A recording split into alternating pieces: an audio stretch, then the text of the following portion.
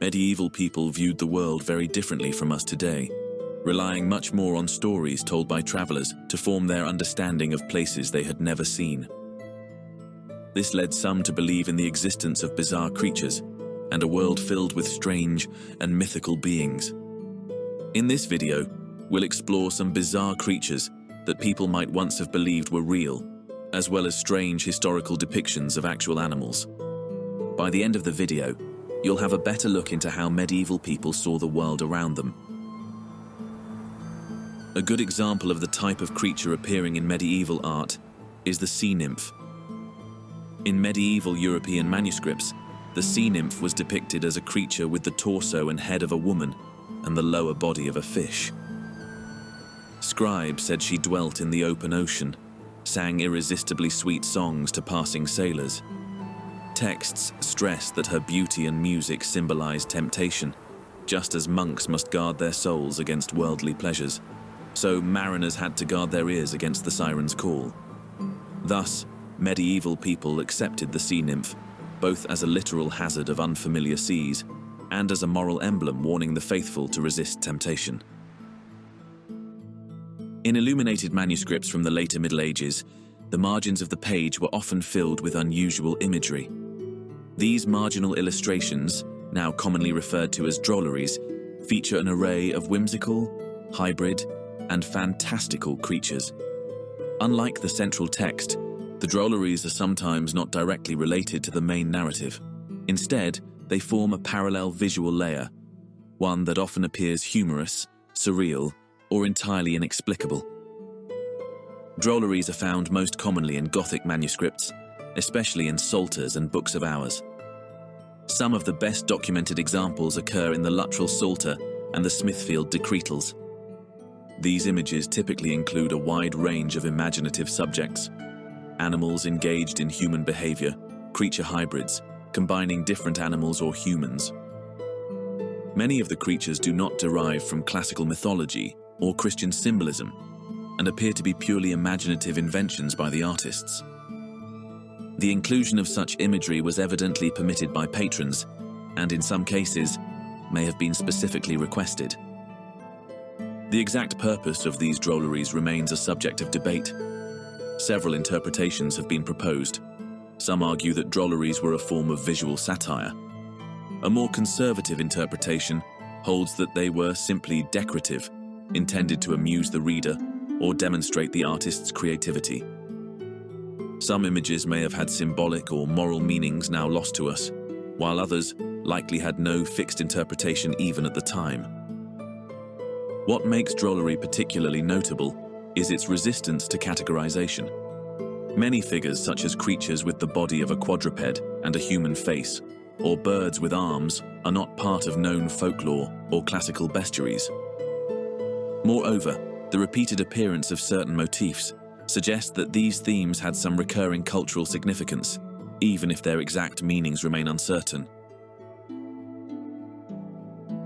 Bestiaries were illuminated manuscripts popular during the Middle Ages, combining descriptions of real and mythical creatures.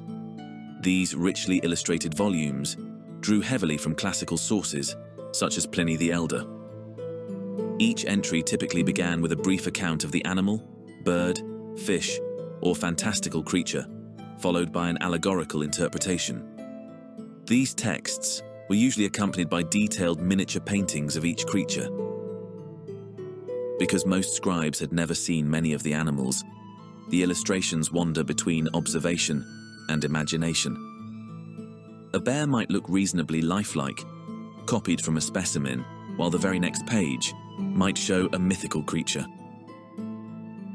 Today, surviving manuscripts like the Aberdeen Bestiary and the Northumberland Bestiary and dozens more give an interesting view into the medieval worldview halfway between classical lore and first-hand observation. Some animals that would have been a common sight are illustrated correctly. The rooster was a common sight which made its depictions in bestiaries relatively accurate. Beyond its physical traits, the rooster held rich symbolic meaning. It was often praised for its vigilance, crowing at the break of dawn, and thus became a symbol of spiritual wakefulness. And medieval artists had no trouble rendering the distinct look and white plumage of the swan that was common on European rivers and lakes. But medieval artists, lacking direct experience with certain animals, relied on travelers' tales, Roman encyclopedias, and scattered anecdotes to guide their depictions. Artists and scribes often worked from second-hand reports or classical texts, rather than direct observation. A single exaggerated traveler's tale or a misread ancient source could transform a real species into a mythical creature. If you like this video, don't forget to subscribe to not miss any upcoming videos. The seal was sometimes referred to as the sea calf. Its depictions are often a curious blend of land mammal features and vague aquatic traits. It was described as resembling a land calf in both form and behavior, though living in the sea. Visually, the seal was often illustrated with a dog-like or cow-like face and with legs rather than flippers. In some manuscripts, the sea calf has a fish-like tail, but retains clearly mammalian features. In medieval depictions, the hippopotamus was part horse. Rarely seen and with limited sources that medieval artists relied on, the hippopotamus became a blank canvas for artistic speculation and symbolic interpretation. The hippopotamus appears under its Greek-derived name, meaning river horse. This etymology heavily influenced both its depiction and its imagined behavior. Artists often rendered it with features resembling a horse, sometimes giving it hooves, a mane, a long tail, or horse-like faces. To modern eyes, turtles are easily recognizable, slow-moving with protective shells. But in medieval bestiaries, turtles were sometimes rendered with features that blur the line between real animal and mythical beast. They were occasionally given exaggerated traits, long tails, shells resembling shields or fantastical armor, and faces that looked more like those of dogs.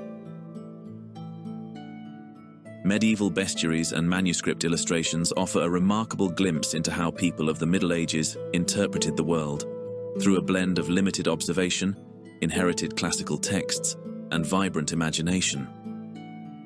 From relatively accurate depictions of local animals like swans and roosters to entirely fantastical creatures, these images reveal how difficult it was to gather information, but also how much meaning was layered onto each creature. Whether symbolic, moral, or whimsical, these strange beings tell us more about the minds and lives of medieval people. If you enjoyed the video, do not forget to subscribe to not miss any upcoming videos. Thanks for watching. See you in the next video.